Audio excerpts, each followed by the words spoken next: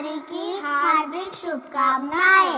और इस अवसर पर आज हम आपको एक सुंदर सा शिव जी का स्तोत्र सुनाने जा रहे हैं। आप सभी को कैसा लगा कमेंट में जरूर बताएं।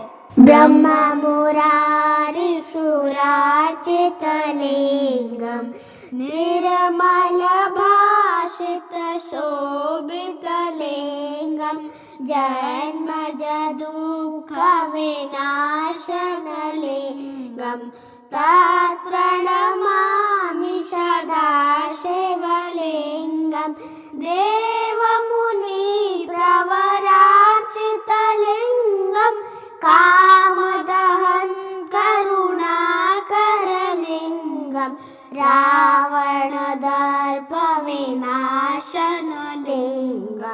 तत्प्रणमामि सदा शिवलिंगम सर्वसुगन्धसुलेपितलिंगम बुद्धिविवर्धनकारणलिंगम सिद्धसुरासुरवन्दितलिंगम तत्प्रणमामि सदा शिवलिंगम कनकमहामणिभूषितलिंगम मणिपतिवेष्टितशोभितलिंगम दक्षसूयाज्ञविनाशनलिंगम तत्प्रणमामि सदा शिवलिंगम कुमकुमचन्दनलेपितलिंगम पंकजहार सुशोभितलिंगम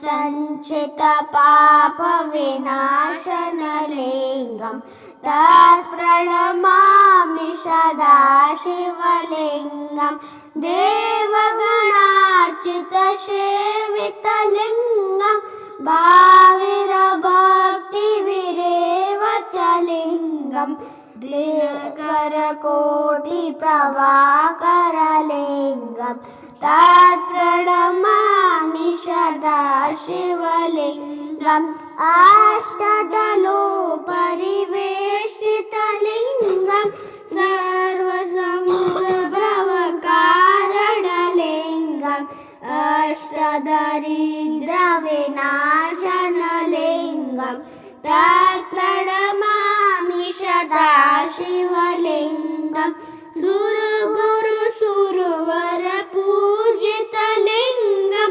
सुवर्णपुष्प सदार्चितलिंगम परात्परं परमात्मकलिंगम तत्प्रणमामि सदा शिवलिंगम तत्प्रणमामि सदा शिवलिंगम लिंगाष्टकमिदं पुण्यं यो पठे शिवसन्निधौ शिवलोकमाप्नोति शिवेन सम्मोदते।